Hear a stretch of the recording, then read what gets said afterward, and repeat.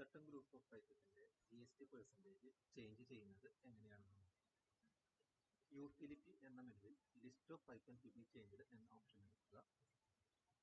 നമുക്ക് ഒരു സബ് ഗ്രൂപ്പിന്റെ മാത്രം GST ചേഞ്ച് ചെയ്യാനാണെങ്കിൽ സബ് ഗ്രൂപ്പ് ഇവിടെ സെലക്ട് ചെയ്യാൻ സാധിക്കും. സബ് ഗ്രൂപ്പ് സെലക്ട് ചെയ്യുക, എൻ്റർ ചെയ്യുക. ഇപ്പോൾ ആ സബ് ഗ്രൂപ്പിന്റെ അണ്ടറിലുള്ള ഐറ്റംസ് എല്ലാം ലിസ്റ്റ് ചെയ്ത് വരും. അതല്ല, നമുക്ക് ഒരു സർട്ടൺ പെർസെൻറ്റേജ് ഓഫ് ഐറ്റംസ് ആണ് ചേഞ്ച് ചെയ്യേണ്ടതെങ്കിൽ 18% ആണ് ചേഞ്ച് ചെയ്യേണ്ടതെങ്കിൽ GSTയുടെ തൊട്ടടുത്ത കോളത്തിൽ 18 എന്ന് കൊടുത്തിട്ട് എൻ്റർ അടിക്കുക. ഇപ്പോൾ 18% ആയിട്ടുള്ള എല്ലാ ഐറ്റംസും ലിസ്റ്റ് ചെയ്ത് വരും. അതിൽ എല്ലാ കാറ്റഗറിയും പെടുന്നതായിരിക്കും. എല്ലാ ഐറ്റംസും ലിസ്റ്റ് ചെയ്ത് വന്നതിന് ശേഷം നമുക്ക് ആവശ്യമുള്ള ഐറ്റംസ് ടിക്ക് ചെയ്യാനുള്ള ഓപ്ഷൻ ഉണ്ട്. അതല്ല, എല്ലാ ഐറ്റംസും ചേഞ്ച് ചെയ്യാനാണെങ്കിൽ ഇവിടെ സെലക്ട് ഓൾ എന്ന ബട്ടൺ ക്ലിക്ക് ചെയ്താൽ മതി. സെലക്ട് ഓൾ എന്ന ബട്ടൺ ക്ലിക്ക് ചെയ്ത് കഴിഞ്ഞാൽ എല്ലാ ഐറ്റംസും സെലക്ഷൻ ആവും. ഇനി ഇതിലെ തന്നെ ചില ഐറ്റംസ് ടാക്സ് ചേഞ്ച് ചെയ്യേണ്ട എന്നുണ്ടെങ്കിൽ അത് അൺടിക്ക് ചെയ്യാനുള്ള ഓപ്ഷൻ ഉണ്ട്. ലെഫ്റ്റ് സൈഡിൽ അൺടിക്ക് ചെയ്യാനുള്ള ഓപ്ഷൻ ഉണ്ട്. ഇനി അതുമല്ല, 18%-ൽ കുറച്ച് ഗ്രൂപ്പ് ഓഫ് ഐറ്റംസ് മാത്രമാണ് ചേഞ്ച് ചെയ്യേണ്ടതെങ്കിൽ ആ സബ് ഗ്രൂപ്പ് സെലക്ട് ചെയ്യുക. ബേക്കറി ഐറ്റംസ് ആണെങ്കിൽ അല്ലെങ്കിൽ ബേക്കറി ടൂൾസ് എൻ്റർ ചെയ്ത് കഴിഞ്ഞാൽ ബേക്കറി ടൂൾസ് എന്ന് പറഞ്ഞ ഗ്രൂപ്പിലെ 18% ഐറ്റംസ് മാത്രം ലിസ്റ്റ് ചെയ്ത് വരും. സെലക്ട് ഓൾ ക്ലിക്ക് ചെയ്യുക.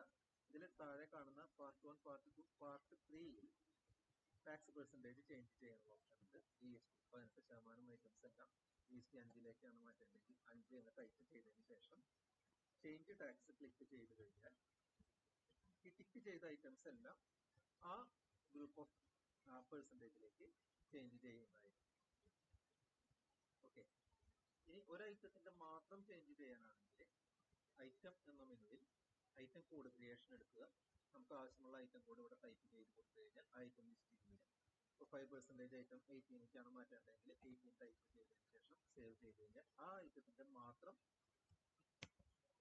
GST പെർസെൻറ്റേജ് ചേഞ്ച് ചെയ്യുന്നത്.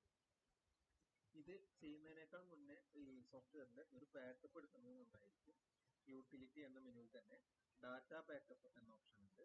ഡാറ്റ ബാക്കപ്പിൽ നമുക്ക് ഏത് പാത്താണ്, പെൻഡ്രൈവ് ആണെങ്കിൽ പെൻഡ്രൈവ്, അതല്ലെങ്കിൽ ഏത് ഫോൾഡറിലേക്കാണ് ബാക്കപ്പ് കൊടുക്കേണ്ടതെങ്കിൽ ആ ഫോൾഡർ കൊടുത്തതിന് ശേഷം എക്സ്പോർട്ട് ഓൾ ഡാറ്റ ക്ലിക്ക് ചെയ്ത് കഴിഞ്ഞാൽ സോഫ്റ്റ്വെയറിന്റെ ആദ്യം തന്നെ ഒരു ബാക്കപ്പ് ക്രിയേഷൻ ആവും.